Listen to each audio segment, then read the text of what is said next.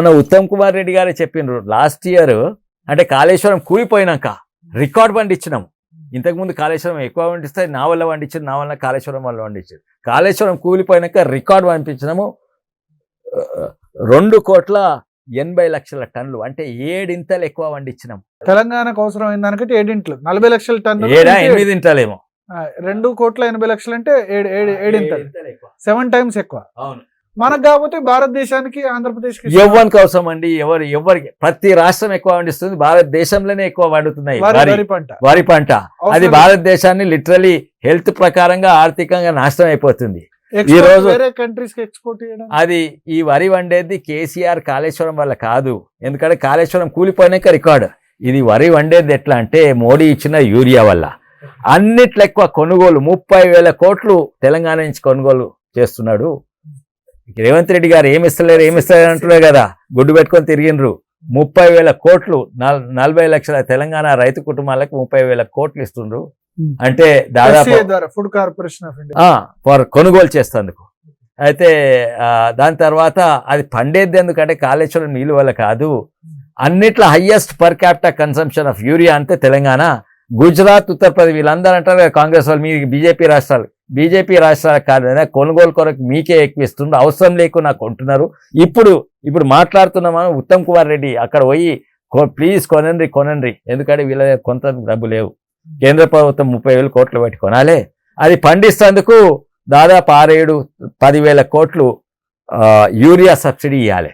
అన్నిట్లో ఎక్కువ తెలంగాణ రైతాంగానికి ఇచ్చేది దాదాపు ₹1,00,000 ప్రతి ఏడాది, 1,20,000 లెక్కలు కూడా ఉన్నాయి.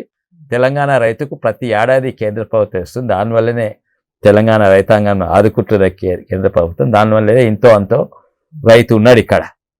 అంటే వరి పంట అవసరం లేదు, ఇంత మీరు చెప్పగలిగేది అవసరం ఉన్నది. భారతదేశము 60% నూనె, వంట నూనెలు కదా, అది 60% బయట నుంచి, మలేషియా నుంచి, ఇక్కడ నుంచి ఆయిల్ పామ్ బయట నుంచి వస్తుంది.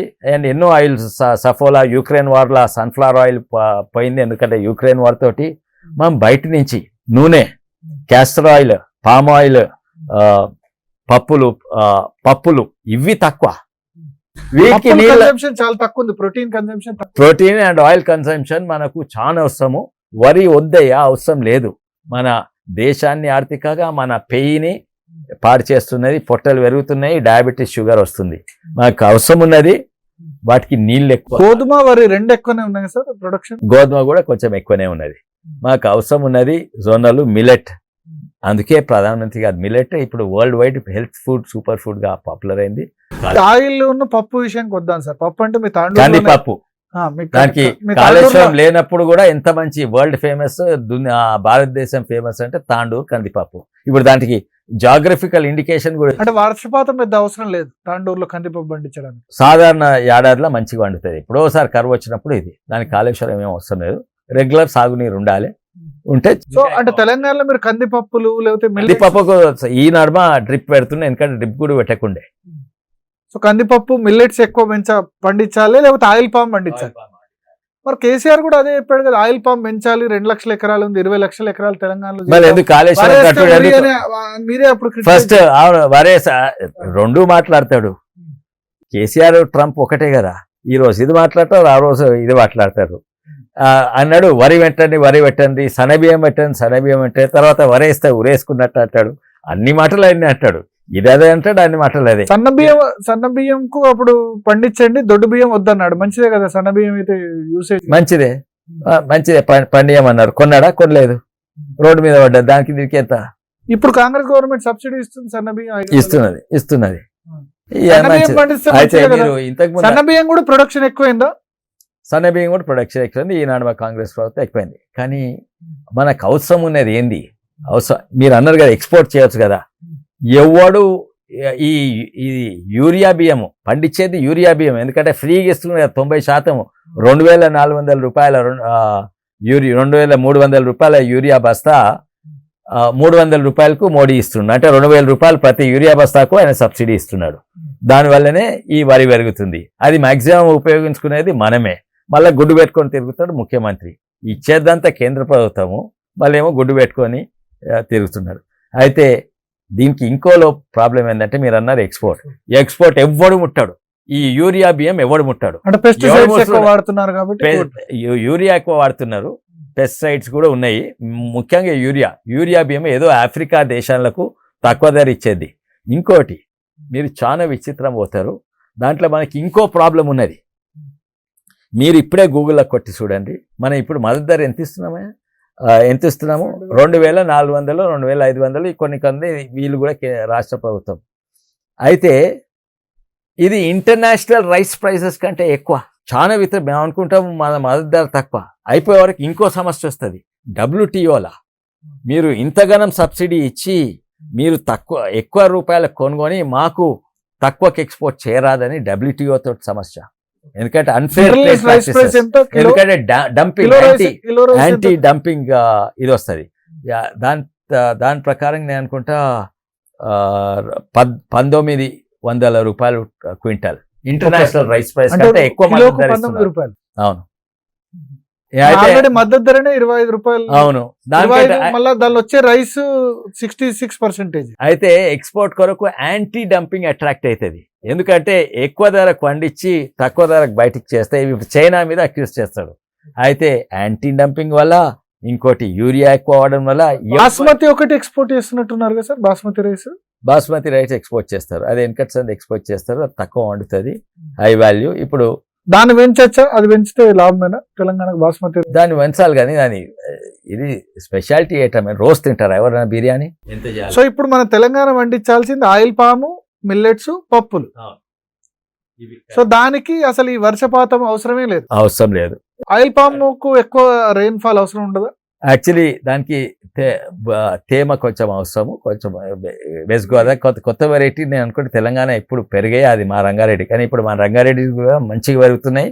4 ఏళ్ళు కాదు, 3.5 ఏళ్ళ సందే అది మొదలవుతున్నాయి. 5 ఏళ్ళు ఉండే ఆల్పాము కొత్త వెరైటీ వస్తున్నాయి. మా తెలంగాణలో ఇంకా మంచిగా పెరుగుతున్నాయి. ఇంకోటి కందులది అది కూడా నేను బాగా ప్రచారం చేస్తా. రాజకీయాల కంటే ఎక్కువ అదే ప్రచారం చేస్తా. మీరు కందులు పెట్టుకోండి, ఇది పెట్టుకోండి, అది. కానీ ఆయిల్ పామ్ 4 ఏళ్ళు వెయిట్ చేయాలి కదా సార్. ఆయిల్ పామ్ అంటే అదే యాక్చువల్లీ 5 ఏళ్ళు ఉండే, ఇప్పుడు ఆల్మోస్ట్ 3.5 years అయిపోయింది. అండ్ అంతవరకు ఫస్ట్ 2.5 years మధ్యలో టమాటాలో కందులో వేసుకోవచ్చు. సరే, టమాటాలు అంటే గుర్తొచ్చింది. వెజిటేబుల్స్ ఆల్సో, కూరగాయలు కూడా ఎక్కువ పండించాల్సిన అవసరం ఉందా తెలంగాణలో? ఉన్నది, కూరగాయలు ఎక్కువ పండితే అదే సప్లై చైన్ కొన్ని ఇష్యూస్ ఉన్నాయి ప్రత్యేకంగా టమాటాల కొరకు. అది వేరే కూరగాయలు పండియాలి, సప్లై చైన్ మంచి చేయాలి, ఫుడ్ ప్రాసెసింగ్ ముఖ్యము. వీటి కూరగాయల ప్రాబ్లం ఏంటంటే MSP ఉండదు, షెల్ఫ్ లైఫ్ ఉండదు. షెల్ఫ్ లైఫ్ లేకుంటే పండించిన రోజు అందరూ ఒకటే రోజు పండిస్తే 100 రూపాయల టమాటా రూపాయి అయిపోతే రోడ్డు మీద పడేస్తారు. అది ఎన్నో కూరగాయలకి అవుతుంది. కానీ కేసీఆర్ ఫుడ్ ప్రాసెసింగ్ ఇండస్ట్రీస్ అన్నారు కదా, ఇవన్నీ టమాటాను ఫుడ్ ప్రాసెసింగ్ ఇండస్ట్రీ సాస్ లాగా చేయొచ్చు అదే చెప్పి. అది నేను చేస్తే దాంట్లో సాస్లు చేయవచ్చు. సాస్లు కాదు, ఇప్పుడు ఎన్నో జాగాలు ఉన్నది. ఈ సమస్య ఇక్కడనే కాదు, అంతటి ఉంటుంది. కానీ ఇప్పుడు స్పెయిన్లో ఉంటుంది, బోలెడ్ టమాటాలు బాగా వాడతారు. ఇంకోటి వెనక స్పెయిన్, ఇటలీ ఇప్పుడు కూడా టమాటాను ఎండబెట్టి ఒరుగులు పెట్టుకుంటారు, ఒరుగులతోటి వంట చేస్తారు. మనోళ్ళు ఎవరైనా ఒరుగులు తింటారా? వెనకటే తిరిగేది ఒరుగులు అంటే ఎండబెట్టిన టమాటాలు. మంచిగా టేస్టీ ఉంటుంది, ఫ్రెష్ టమాటా కంటే టేస్టీ ఉంటుంది, పులుపు మంచిగా, తీపి మంచిగా అంత ఉంటుంది. కానీ మర్చిపోయినా మనం. ఇంకా ఇటలీలా టమాటా ఒరుగులు, స్పెయిన్లా. కానీ అక్కడ కూడా అంత వాడుకున్నా కూడా చాలా ఎక్సెస్ ప్రొడక్షన్ అవుతుంది. సో మీరు చెప్పిన పంటలు ఇప్పుడు పండిస్తే గనక బెనిఫిట్ అవుద్ది. దానికి అసలు ఈ పెద్ద ప్రాజెక్టులు అవసరం లేదు, కాళేశ్వరం అవసరం లేదు, పాలమూరు రంగారెడ్డి కూడా అవసరం లేదు. మోస్ట్లీ మైనర్ ఇరిగేషన్ ప్రాజెక్టులు అవసరం మాకు. అన్ని నదులు మైనర్ ఇరిగేషన్ పర్మనెంట్ నుంచి మిషన్ కాకతీయ చేశారు కదా, మైనర్ ఇరిగేషన్ మిషన్ కూడిపి తీసిండ్రు. అది 2-3 విధాలంగా మంచిది, కానీ అది ఉన్న కొత్తగా కట్టలేదు. అందులో ఊర్ల కుంటలు, చెరువులు ఉంటాయి కదా, దాన్ని కుడిపి తీసింది. కొద్దిగా లాభం అయింది, కొంచెం లాభం కాని దగ్గర కూడా లాభం ఎట్లయిందంటే, ఎవడో కాంట్రాక్టర్, ఆ పార్టీలో ఉన్న కాంట్రాక్టర్, TRS పార్టీ వాళ్ళకి నీ పైసలు ఇచ్చే బదులు నువ్వు కాంట్రాక్ట్ చేసుకోవాలంటే వాడు 2 ట్రాక్టర్లు ఇచ్చి 20 ట్రాక్టర్లు తీసుకుంటాడు. వాడు లంచం తీసుకున్నా పని చేయకున్నా లాభం. ఎందుకంటే మన తెలంగాణ పైసలు తెలంగాణనే, మన తెలంగాణ వాళ్ళ దగ్గరనే ఉంటాయి. ఇప్పుడు పెద్ద ప్రాజెక్ట్ చేస్తే ఆ ప్రాజెక్టులతోటి పెద్ద కాంట్రాక్టర్ మనోళ్ళు కాదు, ఏరోప్లేన్లు కొనుక్కొని స్విట్జర్లాండ్ ఖర్చు పెడతారు, మన తెలంగాణ ఖర్చు పెడతారు. మిషన్ బగే కాకతీయాలి. ఎందుకంటే నిజంగానే లక్కీ ఏంటంటే ఈ 10 ఏళ్ళు తెలంగాణలో మంచి వానలు పడ్డాయి. అదొకటి. అండ్ గ్రౌండ్ నీళ్ళు కొన్ని చేయాలి, మంచి పని చేసింది మిషన్ కాకతీయ. వర్షం 10 సంవత్సరాలు మంచిగా పడ్డదండి. ఇప్పుడు కాళేశ్వరం కట్టినప్పటి నుంచి వర్షాలు సూపర్ బంపర్ పడుతున్నాయి 2019-20 నుంచి. అవసరం రాలే. కాళేశ్వరం కూలిపోయినాక కూడా మంచిగా పడ్డాయి కదా. వర్షాలు మంచిగా పడ్డాయి. కాళేశ్వరం కూలిపోయినాక కూడా మంచిగా పడ్డది. కాళేశ్వరంతో నేను అనట్లేదు. నేను చెప్పే పాయింట్ ఏంటంటే రేపు ఇప్పుడు ఈ ఇయర్ ఎల్ నినో ఇయర్ అంటున్నారు. 2014-15 హారిబుల్ డ్రాట్ మనం చూసాం. లాతూర్లో అయితే వాటర్ ట్రైన్ కూడా వచ్చింది. నీళ్లకు తమిళనాడులో మెడ్రాస్ నగరానికి నీళ్ల ట్రైన్లు పోయేది. ట్రైన్లు వచ్చిన పరిస్థితి. అటువంటి సిచ్యువేషన్ 2014-15 లాంటి హారిబుల్ కరువు సిచ్యువేషన్ తెలంగాణకు వస్తే అప్పుడు కాళేశ్వరం యూజ్ కాదా? ఎస్ఆర్ఎస్పీ 2014 వరకు ఎస్ఆర్ఎస్పీ నిండలే. బాబ్లీ ప్రాజెక్ట్ గురించి మనం ఫైట్ చేశాం. అప్పుడు ఈ ప్రాజెక్టులు ఏవి నిండలే, ఎస్ఆర్ఎస్పీ నిండలేదు. శ్రీరామ్ సాగర్ ఇప్పుడు నిండుతోంది కాబట్టి ఓకే. నిండకపోతే శ్రీరామ్ సాగర్ నిండకపోతే, సింగూరు నిండకపోతే, లోయర్ మానేరి డ్యామ్ నిండకపోతే, మిడ్ మానేరి డ్యామ్ నిండకపోతే అప్పుడు అవసరం అయితే కదా. మంచి పాయింట్ అండి. మీరు ఇంతకుముందు నేను ఆర్గ్యుమెంట్ ఏమంటే నేను వెదర్ సైన్స్ ప్రకారం వ్యతిరేకము. మీ నుంచి కిందికి నీళ్ళు వస్తాయి, కింది నుంచి మీదికి నీళ్లు పంప్ కేసీఆర్ పంప్ చేస్తున్నాడు, దేవుడు గెలుస్తాడా, కేసీఆర్ గెలుస్తాడు అంటే దేవుడే గెలుస్తాడు, ఉత్తమ్ కుమార్ రెడ్డి గెలుస్తాడు దేవుడు అంటే దేవుడే గెలుస్తాడు. అది నీళ్లున్నప్పుడు రివర్స్ పంపింగ్ సాధ్యం కాదు. చెరువులు నిండున్నప్పుడు దాన్ని ఇంకా నింపలేరు. సరే, అది వానలు పడ్డప్పుడు. సరే, కరువు వచ్చింది, వానలు పడాయి. పడకుంటే గోదావరిలో నీళ్ళు నిండుతాయా? సరే, నిండిన జస్ట్ మన ఎల్లంపల్లి నిండే వరకు, అన్నారం నింపే వరకు గంతే ఉన్నాయి. ఇంకెక్కువ నీళ్ళు నిండి అంతే కదా, ఎక్కువ వారాయి కదా. అక్కడ లోకలే వస్తాయి. కొండపోచం అసలు లోకల్లోకే అవసరం. వాళ్ళు మేడిగడ్డలో ఎంత కరువు సంవత్సరం అయినా అక్కడ 2 లక్షలు 3 లక్షల టీఎంసీల 2 లక్షల 3 లక్షల క్యూసెక్ అవుతుంది. కరెక్ట్. అంటే నేను ఏమంటున్నానంటే అవును, ఎల్ నీనో ఉంటది, అంతటా నీళ్లుండే కానీ మేడిగడ్డలు ఉంటాయి అనుకోండి. మీ ప్రకారంగా, కేసీఆర్ ప్రకారంగా ఓకే ఉంటాయి అనుకోండి. ఆడ స్టోరేజ్ ఎక్కడుందండి? 17 టీఎంసీలు 16 టీఎంసీలు. రోజు లిఫ్ట్ చేస్తారు కదా. రోజు 2 టీఎంసీల వాటర్ లిఫ్ట్ చేస్తూ ఎల్లంపల్లి దగ్గర లిఫ్ట్ చేసుకుంటూ వస్తే అప్పుడు యూజ్ అవుతుంది. అప్పుడు యూజ్ అవుతుంది. అదే ఆ పర్టికులర్ సిచ్యుయేషన్ ఎల్నినో మొత్తం ఎఫెక్ట్ అవుతుంది కానీ మేడిగడ్డకి ఎఫెక్ట్ కాకుంటే మీరు అన్నది కరెక్ట్. అది మహారాష్ట్రలో అసాధ్యము. ఎల్నినో అంటే మొత్తం భారతదేశానికి ఎఫెక్ట్ అవుతుంది. అరే కేసీఆర్ మీద అంటే 15% తక్కువ వర్షం పడ్డా మహారాష్ట్రలో ఉన్న అడవులు దాని కారణంగా గడ్చిరోల్ నుంచి వచ్చే వాటర్ అది లేదండి. లేదు, మీరు చూడండి, ఈవెన్ దట్ అది కూడా ఓన్లీ వానకాలంలో. కానీ వాళ్ళు ఏమంటారంటే మేడిగడ్డలో 1 టీఎంసీ వాటర్ జనవరిలో కూడా 1 టీఎంసీ వాటర్ లిఫ్ట్ చేయొచ్చు, జనవరి ఫిబ్రవరిలో కూడా అంటున్నారు. లేదు, మీరు చూడండి ఫోటో. ఇన్ఫాక్ట్ అలా ఫొటోస్ పెట్టండి. మేము జనవరి ఫొటోస్ లేదు, దాని డేట్ ఉంటుంది గూగుల్ మ్యాప్లో. 1 టీఎంసీ లిఫ్ట్ చేసుడు కష్టము, అది ఆపగలగదు. అది ఆపే బరాజ్ను డ్యామ్ అనుకుంటున్నారు. అసలు మేడిగడ్డ దగ్గర అసలు బరాజే కట్టొద్దా?